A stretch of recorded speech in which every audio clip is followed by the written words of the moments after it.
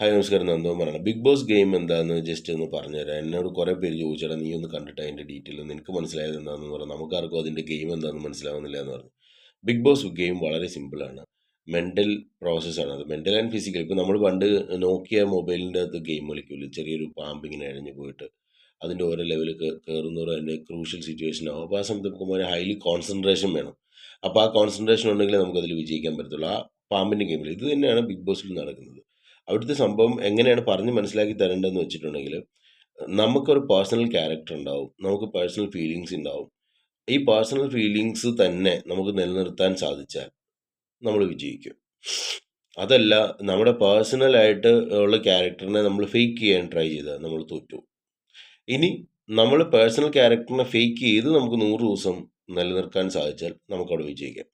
അപ്പോൾ എങ്ങനെയാണ് അവിടെ ഈ അടി ഉണ്ടാകുന്നത് എന്നൊക്കെ പറഞ്ഞിട്ടുണ്ടെങ്കിൽ, നമ്മുടെ നാട്ടിലുള്ള കുടുംബശ്രീ ചേച്ചിമാർ, കുടുംബശ്രീ അല്ല, കുടുംബത്തെ ചില സ്ത്രീ ആയിട്ടുള്ള ആൾക്കാർ അയലോക്കത്ത് പോയി ഓരോ കാര്യങ്ങൾ സംസാരിക്കുമല്ലോ.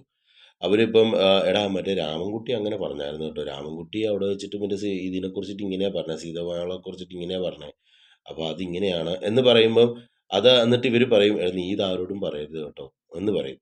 അപ്പം തന്നെ ഇവർ പോയി ഒരു 10 പേരോട് പറയും. അങ്ങനെ പറഞ്ഞ് വരുമ്പോൾ അതൊരു ഇൻസിഡൻ്റ് ആയിട്ട് വലുതായിട്ട് ഇപ്പം ആമയും മുയലും കഥയാണ്. ഈ ആമയും മുയലും കഥ ആരാണ് ഉണ്ടാക്കിയെന്ന് ആർക്കും അറിയില്ല എന്ന് പറഞ്ഞ പോലെയാണ് ബിഗ് ബോസിലെ സംഭവം. അവിടെ അവിടെ എന്താണ് സംഭവിച്ചത് വെച്ചാൽ, അവർക്ക് എല്ലാവർക്കും ഈ പറയുന്ന 50,00,000 രൂപ അല്ലെങ്കിൽ ഫ്ലാറ്റ് വേണം. ഇതാണ് ടാർഗറ്റ്. ഈ ടാർഗറ്റിന് അവിടെ സർവൈവ് ചെയ്ത് നിൽക്കണം 100 ദിവസം.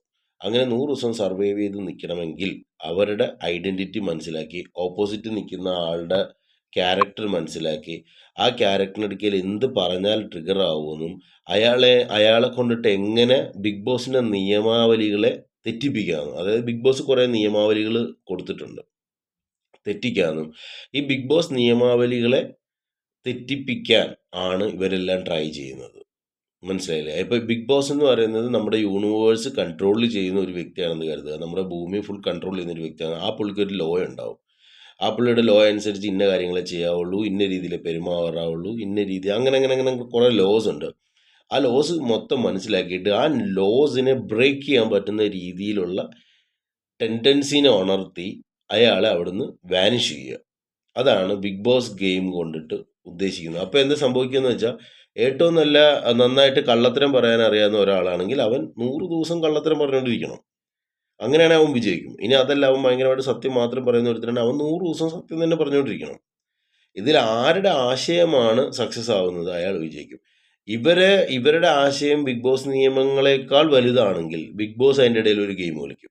അപ്പോൾ മോഹൻലാൽ വന്നിട്ട് ചില സമയത്ത് വന്നിട്ട് ചിലരോട് ദേഷ്യപ്പെടും, ചിലരോട് അതൊക്കെ അവരുടെ ചിന്തകളുടെ ആശയതർക്കങ്ങൾ ഉണ്ടാക്കാൻ വേണ്ടിയിട്ടാണ്. അതായത് ചിലപ്പോൾ ഇവർ മോഹൻലാൽ പറയുന്നത് കേട്ടിട്ട് തെറ്റിദ്ധരിച്ചിട്ട് പുറത്തെ ഓഡിയൻസ് ഇങ്ങനെയാണ് നമ്മളെക്കുറിച്ച് ചിന്തിക്കുന്നത് എന്ന് പേടിച്ചിട്ട്, അതായത് മറ്റുള്ളവർ നമ്മളെക്കുറിച്ചിട്ട് എന്ത് കരുതും എന്ന് കരുതി ജീവിക്കുന്ന കുറേ ആൾക്കാരുണ്ടല്ലോ. അങ്ങനെയുള്ള ആൾക്കാർ ചിലപ്പോൾ അതിൽ പോയി വിജയിക്കൂല. മറ്റുള്ളവർ നമ്മളെക്കുറിച്ച് എന്ത് കരുതും എന്ന് കരുതി ജീവിക്കുന്ന ആൾക്കാർ ചിലപ്പോൾ ബിഗ് ബോസിൽ വിജയിക്കാൻ പറ്റൂല. മറ്റുള്ളവർ എന്ത് കരുതിയാലും കുഴപ്പമില്ല, ഞാനിങ്ങനെ തന്നെയാണ് എന്ന് കരുതുന്ന ആൾക്കാർക്ക് അവിടെ വിജയിക്കാൻ പറ്റും. അതായത് സമൂഹത്തിന് ഭയമില്ലാതെ ജീവിക്കുന്ന വ്യക്തികൾ ബിഗ് ബോസിൽ വിജയിക്കും. സമൂഹത്തിൽ ഭയന്ന് ജീവിക്കുന്നവർ ഒരിക്കലും ബിഗ് ബോസിൽ വിജയിക്കില്ല.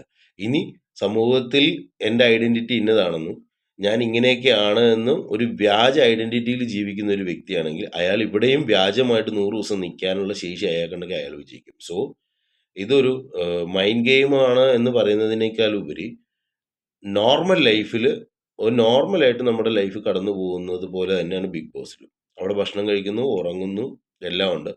നമ്മളൊരു പ്ലാനറ്റിൽ ജീവിക്കില്ല. ഇപ്പം നമ്മൾ ഭൂമി എന്ന് പറയുന്ന പ്ലാനറ്റിൽ ജീവിക്കുമ്പോൾ ഭൂമിയിൽ ഒരുപാട് സംഭവങ്ങളുണ്ട്, ഒരുപാട് ആൾക്കാരുണ്ട്. അപ്പോൾ ഇത്തരം ആൾക്കാരുടെ വൈബുകൾ എങ്ങനെയാണ് വർക്കാവുന്നത്, അത് ഒരാൾ നിയന്ത്രിക്കാൻ നിന്നാൽ എങ്ങനെയായിരിക്കും? ഇപ്പോൾ ബിഗ് ബോസ് എന്ന് പറയുന്നത് ഒരു ലോയാണ്, ഒരു നിയമാവലിയാണ്. ആ നിയമാവലിയിൽ ഫുൾ വർക്ക് ചെയ്താൽ വിജയിക്കും. ആ നിയമാവലിയിൽ തെറ്റിക്കുന്ന ഓരോരുത്തരുമാണ് അതിൽ നിന്ന് എലിമിനേറ്റഡ് ആയി പുറത്തു പോകുന്നത്. ഇതാണ് ബിഗ് ബോസ്. ഇത്രയേ ഉള്ളൂ, സിമ്പിളാണ്, വെറുതെ ചിന്തിച്ചാൽ. ഇനി നിങ്ങൾ ചിന്തിച്ചു നോക്കുക, ഇപ്പം ബിഗ് ബോസിൽ വന്നിരുന്ന റോബിൻ ആയിക്കോട്ടെ, അല്ലെങ്കിൽ ഇപ്പോൾ കളിക്കുന്ന ടീം ആയിക്കോട്ടെ, ഇവരെല്ലാവരും എന്താണ് ചെയ്യുന്നത്? അവരുടെ മൈൻഡിൽ ഇപ്പം ജിൻഡോയ്ക്ക് അറിയാം, ജിൻഡോ പറയുന്നതിൻ്റെ അകത്ത് കോമഡി വർക്കൗട്ട് ആവുന്നുണ്ട്, അയാളുടെ ഒരു നിഷ്കളങ്കത വർക്കൗട്ട് ആവുന്നുണ്ട്. അയാൾ അത് തന്നെ കീപ്പ് ചെയ്തുകൊണ്ട് പോവുകയാണ്. അപ്പം ഒരു പർട്ടിക്കുലർ ടൈമിൽ വരുമ്പം ഈ ജിൻഡോയ്ക്കൊക്കെ സംഭവിക്കാൻ വെച്ചാൽ ഈ നിഷ്കളങ്കത എന്ന് പറയുന്ന സാധനത്തിനെ ട്രിഗർ ചെയ്യാൻ തുടങ്ങും ആൾക്കാർ. അപ്പോൾ നമ്മൾ ഇമോഷണലി ഇടങ്ങേറാവും. ആ ഇമോഷണലി നമ്മുടെ ഇടങ്ങേറിൽ നമ്മൾ ദേഷ്യപ്പെടും. നമ്മൾ ദേഷ്യപ്പെട്ടിട്ട് നമ്മൾ എന്തെങ്കിലും ഒരു വയലൻസിലേക്ക് പോവുകയോ അല്ലെന്നുണ്ടെങ്കിൽ നമ്മൾ അവിടെ ഒരാൾക്ക് ഇറിറ്റേഷൻസ് ഉണ്ടാക്കുകയോ ചെയ്ത് കഴിഞ്ഞാൽ നമ്മളെടുത്ത് പുറത്തു കളയും.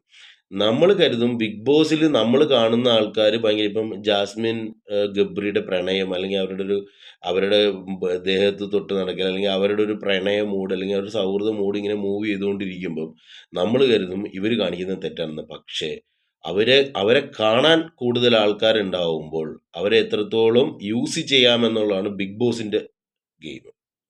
മനസ്സിലായില്ലേ? അവരെ മാക്സിമം എത്രത്തോളം യൂസ് ചെയ്യുക. യൂസ് ആൻഡ് ത്രോ ആണ് ബിഗ് ബോസിന്റെ ഗെയിം. നമ്മളുടെ അവിടെ പോകുന്ന ആൾക്കാരുടെ ഗെയിം എന്ന് പറയുന്നത് ബിഗ് ബോസിനെ എത്രയും യൂസ് ചെയ്യാം. ബിഗ് ബോസിന്റെ നിയമാവലികളെ എത്രയും യൂസ് ചെയ്യാം. അതാണ് അകത്ത് പോകുന്ന ആൾക്കാരുടെ ഗെയിം. ഇത് കാണുന്ന ആൾക്കാരുടെ ഗെയിം എന്താന്ന് വെച്ചിട്ടുണ്ടെങ്കിൽ കാണുന്ന ആൾക്കാരുടെ ഗെയിം വളരെ സിമ്പിളാണ്. 24 മണിക്കൂർ കണ്ടുകൊണ്ടിരിക്കുക. അയൽവക്കക്കാരൻ്റെ തല്ലുപിടുത്തം കണ്ടിരിക്കാൻ ഇഷ്ടമുള്ള ആൾക്കാരുണ്ടല്ലോ. അല്ലെങ്കിൽ അയൽവക്കത്ത് എന്ത് നടക്കുന്നു, അപ്പുറത്ത് എന്ത് നടക്കുന്നു എന്ന് ആലോചിച്ച് നടക്കുന്ന ആൾക്കാരൊക്കെ ഈ ബിഗ് ബോസിന്റെ ഫാൻസ് ആയിരിക്കും. സ്വന്തം കാര്യമല്ലാതെ വല്ലവൻ്റെയും കാര്യം എങ്ങനെ നടക്കുന്നു എന്ന് ചിന്തിച്ച് നടക്കുന്ന എല്ലാവരും ബിഗ് ബോസിന്റെ ഫാൻസ് ആയിരിക്കും. ഇതാണ് എനിക്ക് മനസ്സിലായത്. ഓക്കെ.